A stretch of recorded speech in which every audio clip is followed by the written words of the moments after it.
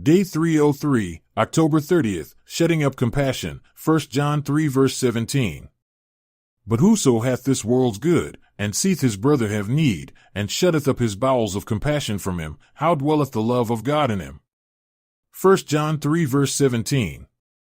One thing which all Christians can agree on is that this is a world filled with needs both physical and spiritual.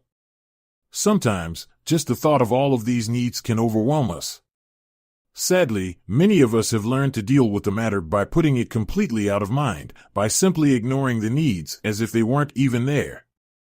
We do not bother ourselves with the spiritual needs of our brothers and sisters in Christ. We do not think to take some time and to invest ourselves in the spiritual growth of a new or struggling believer.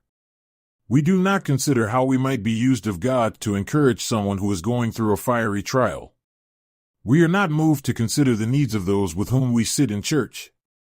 We have learned to maintain a kind of willful ignorance, and so are concerned with what we shall eat for lunch, but not with those who are without food. Furthermore, since we have such little concern for our own brothers and sisters, how much less is our care towards those outside? The reality of the lostness which surrounds us rarely occurs to us, and even if we are reminded, we are quick to forget. There seems to be some disconnect between the grace we have been given and the grace we ought to give, between the love we have received and the love we owe to others who are as we were. In our hearts, we know that we have all been this kind of Christian, or maybe we still are. Regarding these kind of Christians, the Apostle John sets forth a question, one which we would all do well to consider with great earnestness. How is it that the love of God could be in such a person? How can one claim to have the love of God, which manifests its presence in selfless service, while living in such selfishness? Isn't this the most obvious hypocrisy, to say that perfect love indwells us while we show such a lack of it? How blind can we be, that we do not see the connection between our attitude towards selfless service and our heart towards God? Do we still not perceive that, when we so despise love, we despise God who is love? Do we not see that our aversion to making sacrifices for others runs contrary to the whole message of the cross, Christianity, and God Himself? How blind have we become, that we can study this holy book all our lives, and not perceive these things? Have we not read, "To him that knoweth to do good, and doeth it not, to him it is sin"?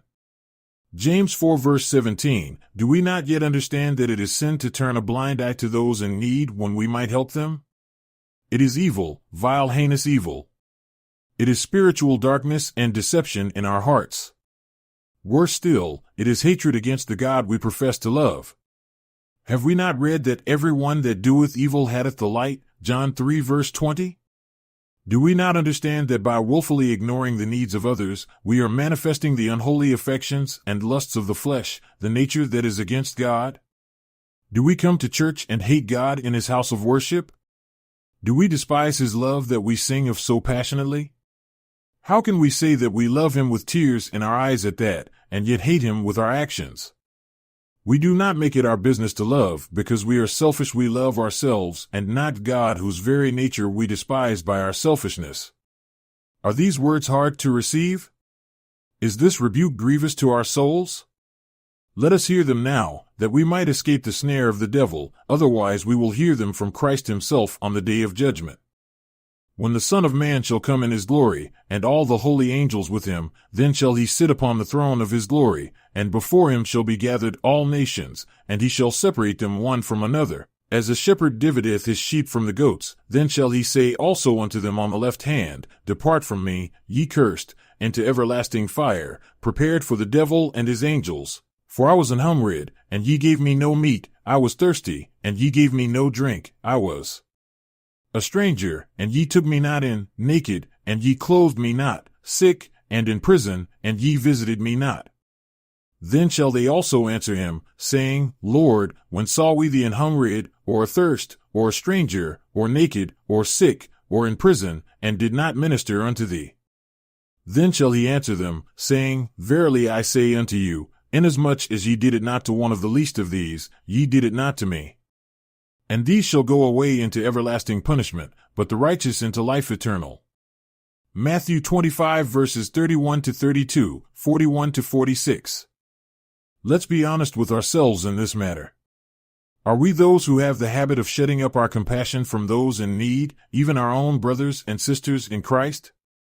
Do we turn a blind eye when we see a need? Do we only help others when little is required of us? Do we only give of our surplus? Do we give sparingly, reserving the best for ourselves?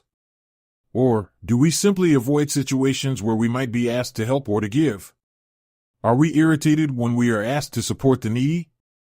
Is it a pain to us to hear about needs and how we can help meet them with our time and resources? Do we have a "everyone is always trying to get my money" attitude?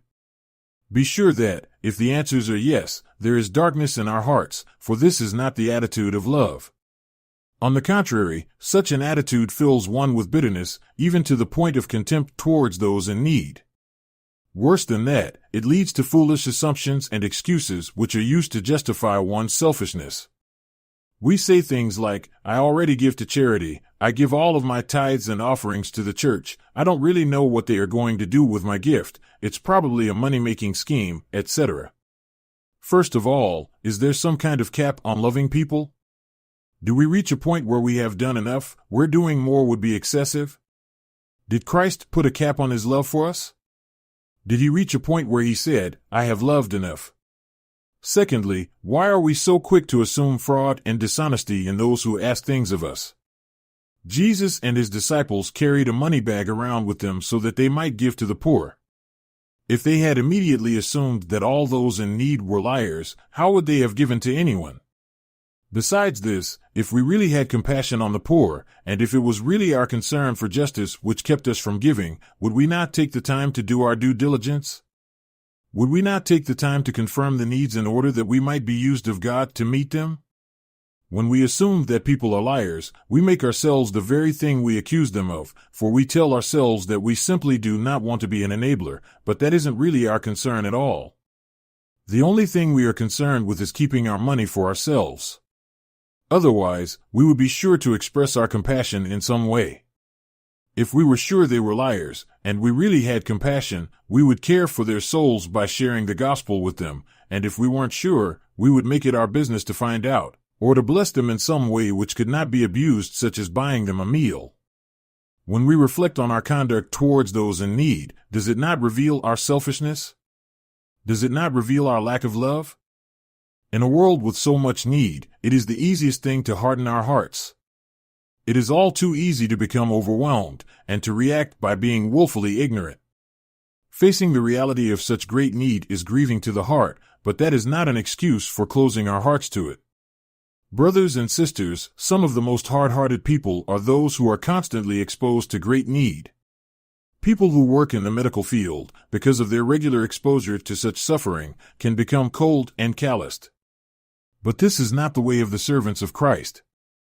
We are not those who shut up their bowels of compassion in order to protect ourselves from grief. On the contrary, our hearts are open to all needs, and we feel compassion and empathy towards those who are suffering.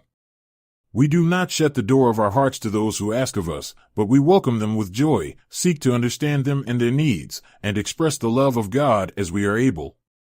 May today's meditation be a wake-up call for us. All of us have much room to grow in love, for none of us are loving as Christ has loved us. Granted, such love must be accompanied by wisdom, for we do not give without discretion and discernment, but nevertheless, true love will be meeting needs. As our verse implies, the love of God is not flowing through a person who closes their eyes to those in need, who plugs their ears to the cries of the poor. While we cannot meet every need, that does not excuse us from meeting some needs. While we must avoid being enablers to drug addicts, drunkards, and so forth, we must not use that to excuse our own selfishness and hardness of heart. The love of God dwells in those who delight in serving people's needs, who do not tire of hearing about ways that they might help with their resources. The love of God dwells in those who have so given themselves to the Lord that they esteem their resources as being His resources to be used for His glory.